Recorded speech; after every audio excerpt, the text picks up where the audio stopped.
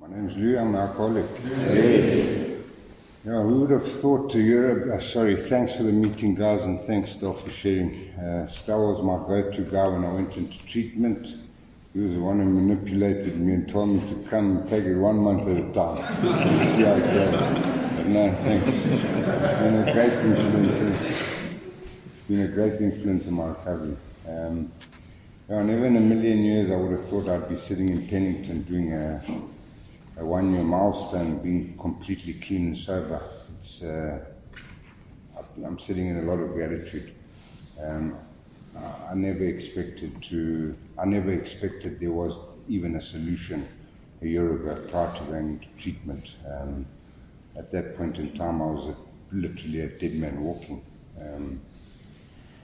So I'm sitting in a lot of gratitude for that. I've got a lot of friends here, people that are family, people that are close to me, and people that I can lean on and talk to, and people that are just like-minded as I am. And those people are few and far between in life, and I'm grateful for that. So I come from quite a stable home, Greek family, chaotic at times. My mother died when I was 4, so I was really one vivid memory of her, so I don't remember her much. My father remarried when I was 5 years old to another half-Greek woman. I regarded her as a witch at the time. She was quite hard on us. I've got 2 sisters and I've got 1 brother.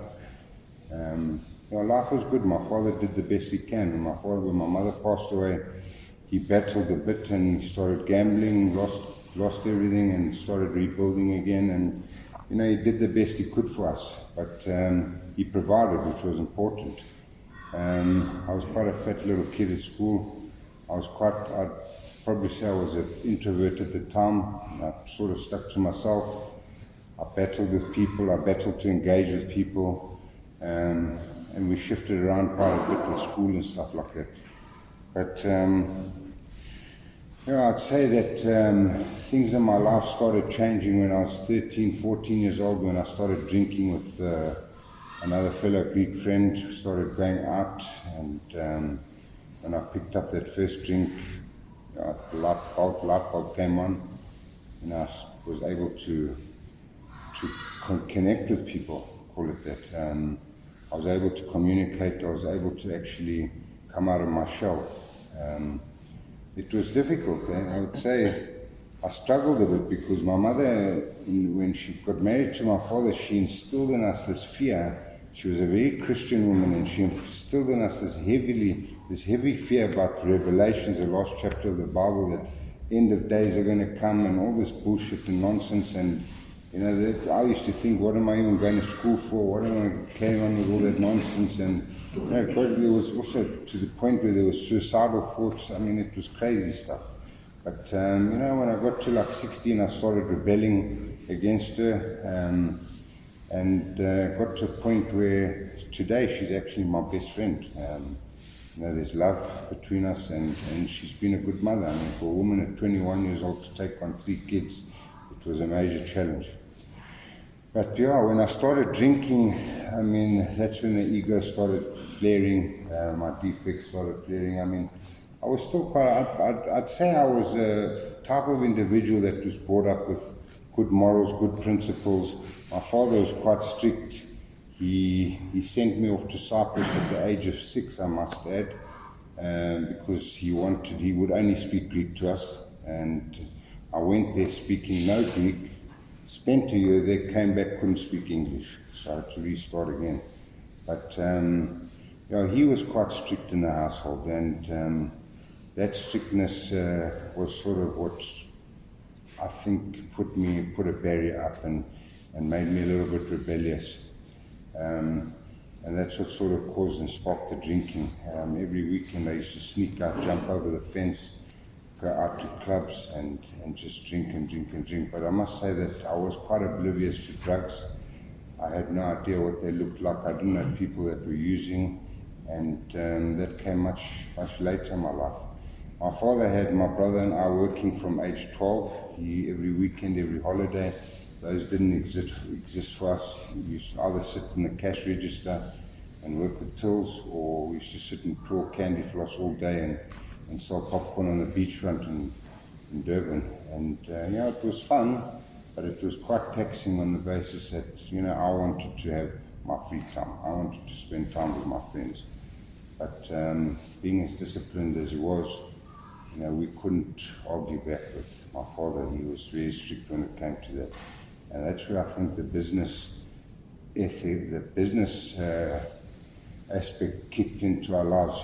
From a very young age, he used to instill that into us, that we had to work hard, make money, provide for the family, and be the man in the house, and the woman has to stay home and cook food, and that's her place, and that's all she has to say. And he brought us up like that, and obviously a lot of arrogance was involved in that. I carried that through to my relationship, my relationships going forward. I'd say that I thought I was living up by good morals, good principles in life. I thought that I was a good person. I did have the ability to compartmentalize certain behavior, which was pointed out to me in treatment.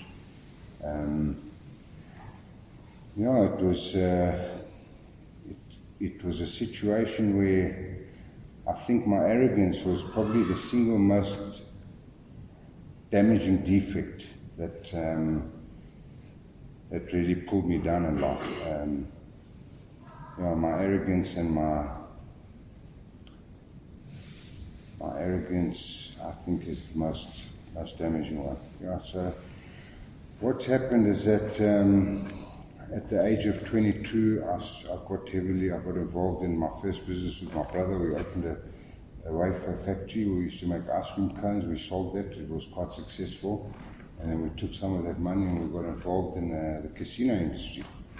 And that is when things started flaring. I mean, when I say my defects started flaring, I was walking around thinking that I was casino boss type of thing.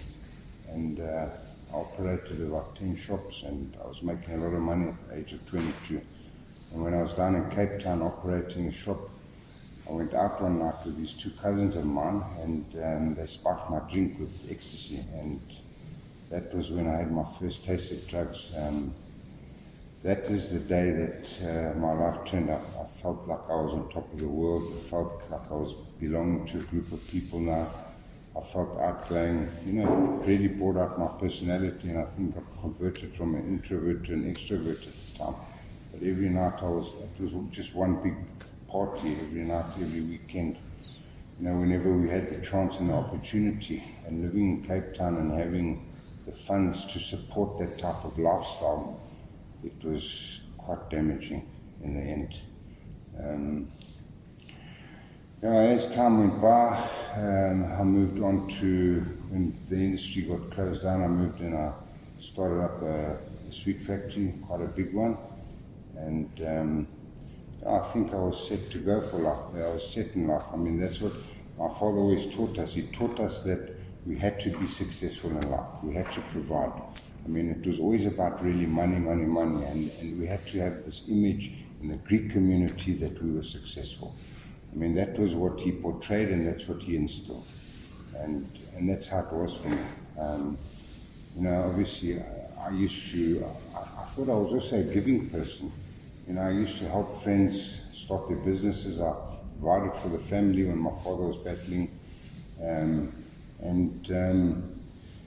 at that point in time, I actually thought I was a good person. But little did I know that my behavior was already kicking in badly, in the sense that there was always a motive when I gave something to a friend. No problem, take whatever you need and give it back whenever you can. But when things didn't sort of fall in line with the way I wanted the loyalty and the respect to be with that relationship, then obviously I'd turn my targets onto them. I'd have two sides to my character. One was the person that, Louis, the successful individual. He's a good person. He's a respectful individual. But on the other side, my mind was quite devious. I mean, I could it wasn't in line with the spiritual principles, let's call it that. Yeah, so as life went through, when I started that sweet factory, I started using another substance, quite a hectic substance, because the business became quite taxing. It became quite challenging in the sense it grew quite quickly, and I felt that I couldn't cope, and I started drinking and using it work as a coping mechanism. And as a result, from weekly using, social uses, I converted to daily uses. And obviously I'd get up in the morning, go to work, and in the afternoons I'd go and pick up my alcohol and whatever I needed, and I'd go back to work and I'd continue doing my work. And at that point in time, I actually thought that stuff used to help me think, and that's how crazy it was. And I'd sit and I'd do whatever projects I needed to do, and I'd get home late. And the one thing I used to do is that I used to have multiple vices. It wasn't just drinking, using, it was also gambling. It was out and about with women all the time. I mean, I could never be faithful with the woman that I was with. Everything was just one factual, and I didn't care about anyone else. All I cared was about myself, and I was literally running on my own self-will, and I didn't care about anyone, but I would portray that I cared. I mean, when I was sitting in treatment, I was presenting my life story from a self-centered, self-serving, and selfish perspective, and I actually thought I was right, and I was hurt, and the world had done me damage, and the family had done me damage. And today I can actually sit here and present the story from a perspective of gratitude and acceptance. And I've accepted my past. That having lots of money and having all the material things in life, they take you to places where, when I look back today, you don't really want to go there. It takes you down a deep hole and a lonely hole.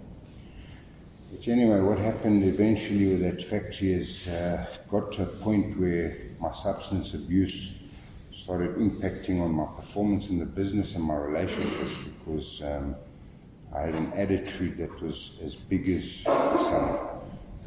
My ego was as big as the moon, and it was, you were wrong and I was right. Don't challenge me and don't question me. And anyone who did, I would steamroll them. It was a situation where I'd like to think that I used to do my research correctly in business, and that you didn't know what you're talking about. And that created a lot of animosity between the partners. And it got to the point where I'd raised all the money to fund those businesses, and any partners that were minorities or whatever the case was, and they challenged me, it's my way or take the highway. It was literally like that. I wouldn't accept anyone challenging me. And anyway, as time went by, the business had grown quite exponentially, and got to a point where I used to think that the exponential growth was the problem and why it collapsed. And obviously the common causes of failure and all the jargon that comes with what I learned in the Masters of Business Administration when I studied that, why it failed. But in fact, I look back and I think, and what I learned in treatment is that if I wasn't active, I would have had a clear mind, and I would have done things differently, and things might have not panned out the way they did. But that is my journey. But anyway, when I lost that big business, I took down a lot of people. I took my family down. They invested their pension funds. I took friends and family down that had money invested in there. I lost houses, family houses. We literally lost everything. From being in a situation where I could literally go and buy anything, to being in a situation where I couldn't even spend £5 to buy an ice cream for my daughter. But going back to my marriage, I got involved with this one German girl. She was quite a challenge, I must say. It was German and Cypriot. They're like two polar opposites. And my father kept on telling me, you have to marry Greek, you can't marry anything but Greek, and I just went against him. I was with her for a couple of years and I decided to get married to her. But since the time I was with her and until the time I got divorced, I cheated on her right the way through. It was just this picture that I had of her, that she was not up to standard for me as a Greek individual. And that's how arrogant I was. It was disgusting. And that cheating and obviously using and drinking and all the rest of it landed up in a situation where I'd go out and I'd come back 3 days later and make up a bullshit story. And whether you want to accept the story or not, it's your problem. But there was a lot of abuse, a lot of verbal abuse and mental abuse, call it that. And it got to a point where when I lost my business, I also lost my marriage. We just grew apart. But I did have this beautiful daughter, Eleni is her name. I regard her as a godsend. She's my little angel that sits on my shoulder, and she looked after me through all the hell that I'd been through, but all the hell that I actually brought upon myself. Life changed for me when I lost that business, because I went from this high status, high flying individual that made everything by himself from his early young age, respected, to an individual that literally lost everything, lost his business, lost his marriage, lost his friends, lost everything that comes with it. And we all often say, non-alcoholics, we often say that when you lose everything, you lose your friends. But in fact, I'm sitting here tonight and I've got a room full of friends. And I'm nowhere near that material status. So recovery changes your whole perspective in life. When that all happened and me and my wife grew apart in the marriage and we decided to separate, we actually separated amicably, and we just sat and she could see where I was in my life, that I was an addict. I didn't want to really admit it. My addiction kicked in, became active when I had that sweet factory. So, the marriage with her must have been complete turmoil. I put her through hell at that period of time. And in 2006, I must say, I went down to Cape Town. When I still had the business, I went down to Cape Town to a rehab facility to go and try and clean up. And I was only there for 6 days. My partners had called me back to work because they couldn't deal with the banks and all the creditors and stuff like that. But I was quite happy to leave. I remember going and sitting with one of the sponsors here after 2-3 days and saying that everyone here is mad and I don't deserve to be here and I'm not going to stay. And I found the big book that I was using down there about a month ago in a garage, and I opened it and there was not even one marking in it. But when I got back, I jumped straight back into using. So yes, I did have some experience when it comes to the AA, but I'd completely forgotten about it. I'd shifted it out of my head.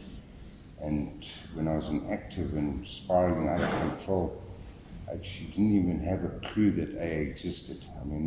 Didn't have a clue, I just couldn't even remember that there was an organization that could actually help me. But so my wife lived that part of my life. She was so happy when I went down to treatment there. She even came down to Cape Town with my daughter. She was 2 years old at the time, and 4 years old. And she was obviously expecting me to come back normal, and then 4 days later I left and I came back and went straight back into the lifestyle that I was living. So when I lost that business, that was one of the reference points that turned my life around. I shifted into a different pattern of behavior. I shifted to binge using. I thought obviously there was no funds available for using every day and drinking every day, and eventually I was just starting to binge now because my addiction, or my addictive behavior was exposed. The family knew about it. I went to rehab, came back, so I tried to hide it. And I started to try and get back on my feet, and I started to work in the financial distressed industry where I used to help people that are going through what I went through. And I turned it into a business. I was actually quite good at it. And I built that up quite nicely. And then it got to a point where my wife and I we were actually still together at that time, and we drifted so apart that, we just sat one day and we just said, you know what, let's just call it a day. Let's just get divorced, do it amicably, no attorneys. And she moved out with my daughter, and I carried on, stayed in the house by myself. And that business I was running, the financial distress started generating quite a bit of money, so I was quietly having binges. I'd be found for 2 weeks, do my work, whatever I got to do, and then I'd go have a quiet binge. But I thought it was manageable, but a binge by definition is not manageable. Come out of the binges and then back to normal. Go and portray this whole picture that I'm not the actor. And essentially what happened eventually is that this thing just started growing out of control. I mean, for 14 years now, since I lost that business, I've been trying to get back on my feet. I went back to school, did my MBA, finished my MBA, struggled through it because I was active through that course. And when I came out, I thought everything was going to be all right. I thought I'd just go and get a job or restart the business again. And I've been trying for 14 years to start that business that I lost, that sweet business, because I know why it went wrong. I analyzed it in the MBA, and I obviously now in treatment, my behavior. So it's been analyzed from that perspective and from my behavioral perspective. So I've been able to actually say with conviction whether it's a good business, and I've been trying for 14 years to try and start that business. And when I got that MBA, I honestly thought that my credibility would have been reinstated and my reputation, and I'd be able to go and induce investors and to go and start that business again. But I just kept knocking walls, probably on version 100 of writing a business plan, but nothing's materialized. So I just kept at it, kept running my consulting business with my obviously degree behind it. It did help. That consulting business of mine became quite lucrative, but with the fact that it was generating quite a lot of money, where did the money go? Went on to alcohol, it went on to all my vices. I had no problem going to the casino and dropping 100,000 in a slot machine in a night. And that was the type of behavior. Once I picked up, it just triggered multiple vices. It went from drinking to using to casinos to women.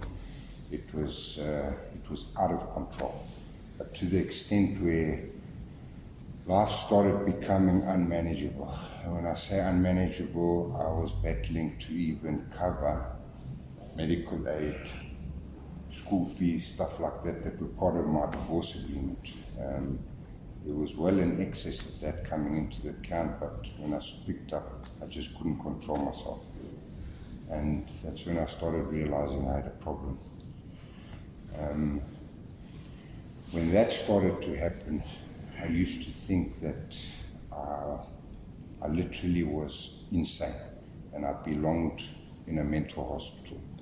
That's where my mind actually went. I thought that there was something wrong with Louis and he had to be admitted into a mental hospital because this behavior is not how he was brought up. And it was sad. I used to sit and I used to portray this picture to my daughter when I used to have her on weekends. I never used to touch when I was with her. Never used to pick up, never used to drink. But, me and her are connected. There's a spiritual connection that I have with her, and she can see deep in my soul. And she knows when I'm happy and when I'm not. And whilst I thought that she never knew nothing and that I hid it well, it was completely the opposite. And what eventually happened is when life started becoming unmanageable, I started to hate the world. I started to turn my radar onto the family. Family was doing quite well with their business. And because I'd helped them in the casino days and not lent them money, gave them money, it was time for them to now look after Lou. And I used to manipulate and lie and make up bullshit, whatever I needed to do in order to extract whatever I needed to go and have my enjoyable binge. And it used to cause so much destruction. I mean, I wasn't reliable, I was unpredictable, and my father knew something was wrong, but they just kept quiet. They kept quiet, and people battled to approach me because I was quite towering.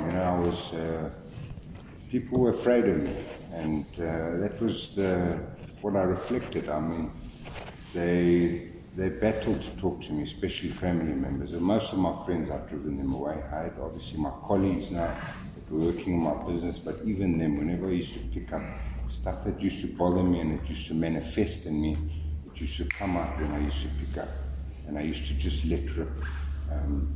I used to give it to them either by texting or by verbal communication, and I just used to steamroll about, you did this to me and you did that to me, and you owe me money and you better pay now, that type of, and I helped you, I saved your life, you need to look after me type of thing. It was disgusting behavior. I mean, I sit and I cringe when I sometimes have to go back and look at my WhatsApp messages, which I did recently for one of the court cases that I'm in court with. I had to go back and look for evidence, and I had to go back and find communication at that particular point in the timeline, and I pulled this stuff out, and I was disgusted when I saw this stuff. It took me to, it actually humbled me in the sense that I'm so happy I'm not that person I was. And it eventually got me to a point where I was slowly but surely losing my family. They were getting to the point where they were tired.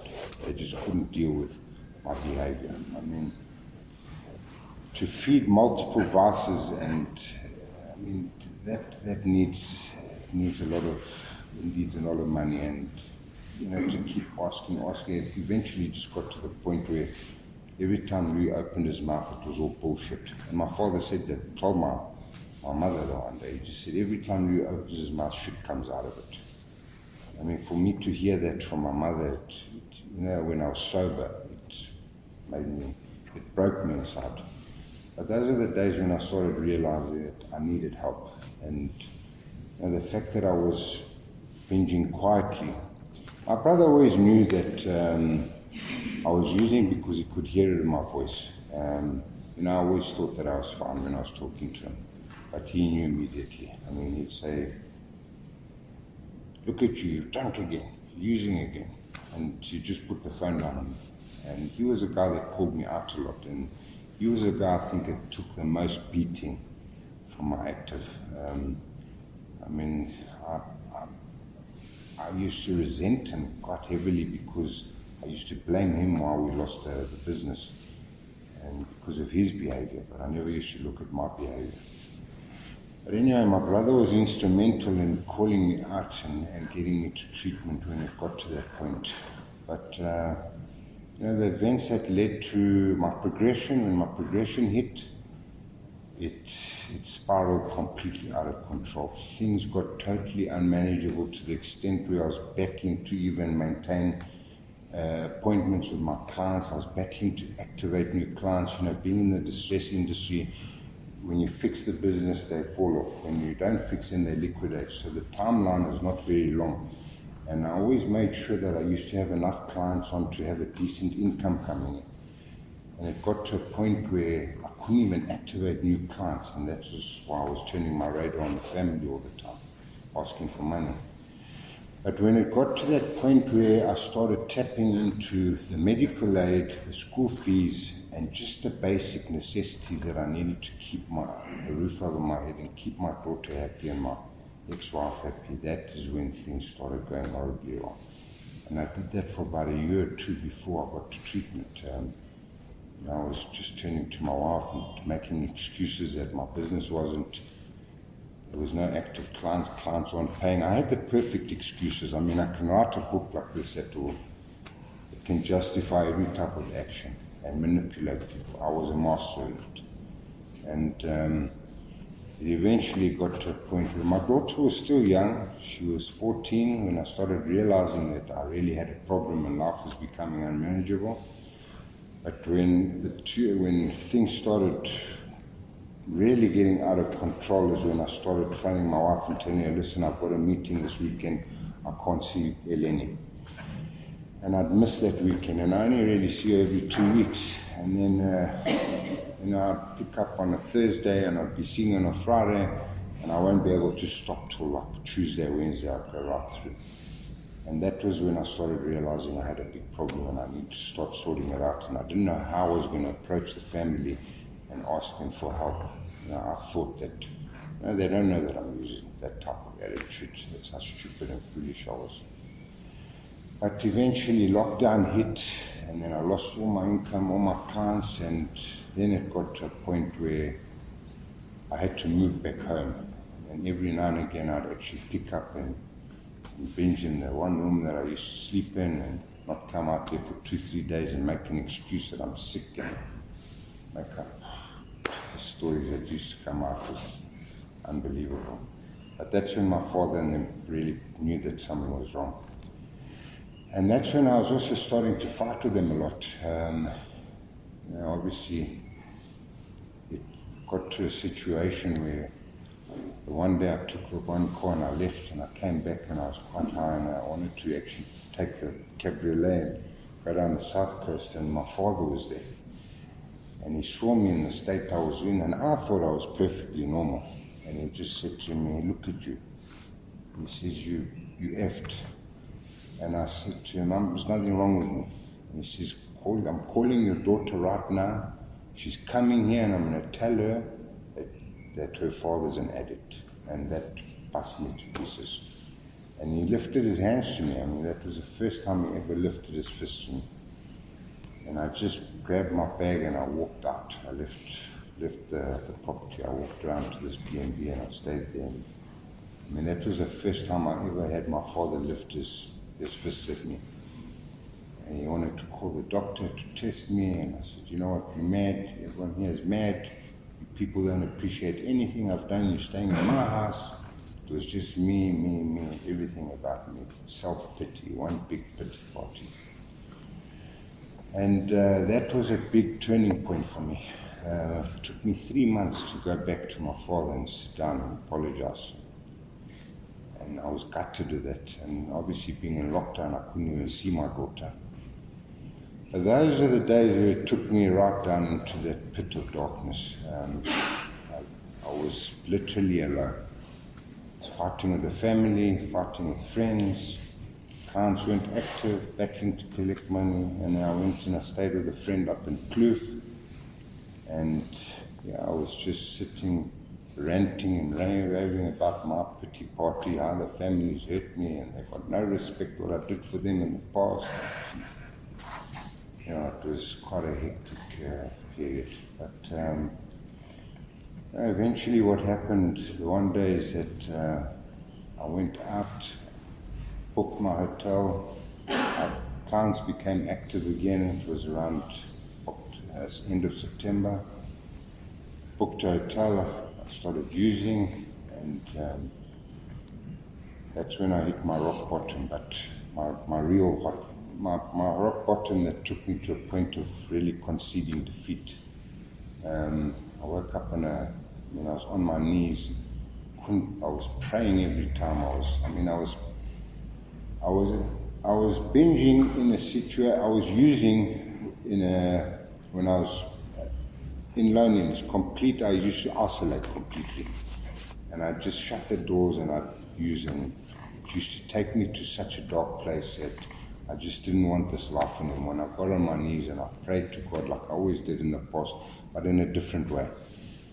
And asked God if He could please help me, and that I'd never touch again, never pick up. And that day was probably the lowest point I'd ever gone to, because I had this photo of my daughter in my wallet, and I didn't have a note with me, and I didn't have anything. I needed something to roll, and I used that flipping photo to actually to whatever I was using. And when I used to wake up the following day sober and see that photo lying there, it used to grate me, it used to actually kill me that I used that picture. And I think that was probably one of the lowest points that I'd ever got into in my life. And in the morning when I woke up, I just decided I'm going home.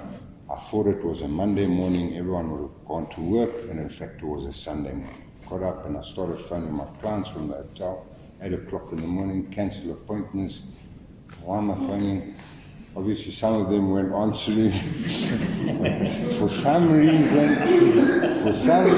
God made me think it was a Monday. Because that made me leave the hotel and go home, and the whole family was there. I checked out and I went home, and my father wasn't a normal person where he used to just lash out at me and just give it to me. He would, he just called me and sat me down, and I was asking, what the hell are you people doing here? It's flipping Monday morning. So they looked at me and said, it's flipping Sunday. But anyway, thank God they were there, and it was God's work, because he just sat me down and he said to me, what are we going to do with you? So he says, maybe I think it's time we go to rehab. So he phones my one uncle up in Howick, and his daughter was working up at the Cedars in Midlands. And he puts me on the phone with him. He had also gone to that treatment center. And he said to me, listen, you must go there. It's a good place. Everyone is fucked up there, he says. And it gave me some comfort, because 6 months before that, that's when my golden thread happened. That page dropped onto my Facebook and I started following it. And when he mentioned that treatment facility's name to me, I knew that was the place I had to go. And I decided there and then that I had to go and do 3 months, because how was I to change a 25-year habit in 28 days? Because that's a stigma. I thought treatment was 28 days. And I decided to do 3 months, and that's when I found Stel. And Stel says, no problem, just come 1 month, we take it 1 month at a time. And he made it comforting, and that was the turning point for me. My family was happy. It was my daughter's birthday in 5 days' time. And I called her and I sat with her, and her 16th birthday, and I just said to her, listen, Daddy needs to go to treatment. Should I wait till after your birthday? And she said to me, Daddy, go now. She says, I know there's something wrong. And she could see, when I used to FaceTime her and active and think that I was normal, she could see. I can see in her soul and she can see in mine. And she told me to go before her actual birthday. That's how desperate she was. And when I got to treatment, I knew that if I didn't get this right, that something inside of her would die if she had to actually see the real Louis. I thought I was the real Louis being the actor, but she could see, and she's the pillar that gave me, she's the source of strength that made me go to treatment. I knew that I had to go to treatment because that was the one person in my life that I couldn't disappoint. And she looked up to her father as if he was a god from the time she was born. She loved me to death, and me and her used to go on holidays to Cyprus every year together. Those were the cleanest times that I ever used to have. I used to have like 3-4 week holidays with her, and I never used to touch anything in those 3-4 weeks, and it just used to be daddy and daughter time. And those times are what bonded us together. She wasn't just my daughter, she was my best friend. And I decided to go to treatment I decided to just go to treatment and get myself sorted because I was heading for the gutters. Jails, institutions, and death. I went through multiple roadblocks, paid my way through everything. Never suffered those consequences, but I suffered material consequences and I suffered internal consequences. But I got to a point where enough is enough. I couldn't do it anymore. And when I got to treatment, I was one of the oldest there, and I was a little bit taken aback with concern groups. I was sitting in these groups and I got concerned 3 times in the first 3 days, 3 concern groups. And I was looking in concern, and this little 20-year-old patient is concerning me for talking in a movie and missing a duty, and I didn't even know that times 2 meant 2 duties, and I've got this youngster concerning a 48-year-old. Where's the respect?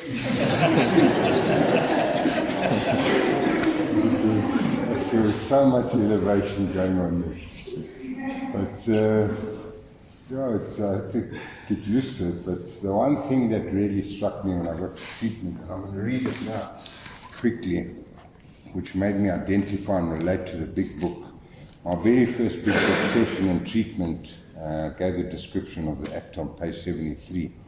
That was my very first session. And it tells us, more than most people, the alcoholic leads a double life. He is very much the actor. To the outer world, he presents a stage character. This is the one he likes his fellows to see. He wants to enjoy a certain reputation, but knows in his heart he doesn't deserve it. The inconsistency is made worse by the things he does on his sprees. Coming to his senses, he is revolted at certain episodes he vaguely remembers.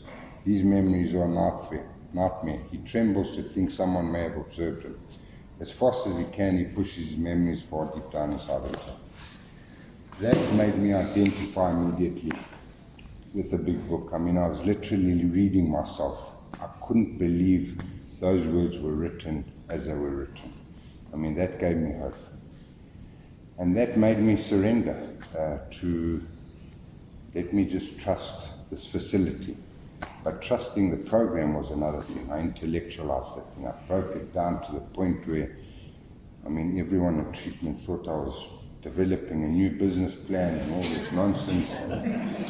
When I got to step 2 and 3, and I had to hand my will over to God and that type of thing, I mean, that's where I just surrendered completely, and I just trusted the program. And my sponsor, short guy, but I was intimidated by him, half my size. But I just decided to trust the program and go with the flow. And my daughter wrote me these letters, and I went into treatment. She gave me this letter before I went into treatment, and that letter gave me all the strength and the hope that I needed to push through. And when I was able to identify to this big book, that's when I actually allowed myself to start listening, and I became teachable. As much as I was still arrogant and self-piteous and all the rest of it, I mean, those lessons only get learned when we get past our life story feedback, which I got pumped properly. I even got told by one of the peers that if I knew I was coming to a business meeting, I would have worn a suit and tie. It was challenging. I sat there and I just sucked it all up. And I must say that I took something positive away from every single person's comments. And if it was 5 years sooner, I would have just told you all to piss off and I would have walked out. But I was there to fix myself and to fix myself to be the better father that my daughter needed. And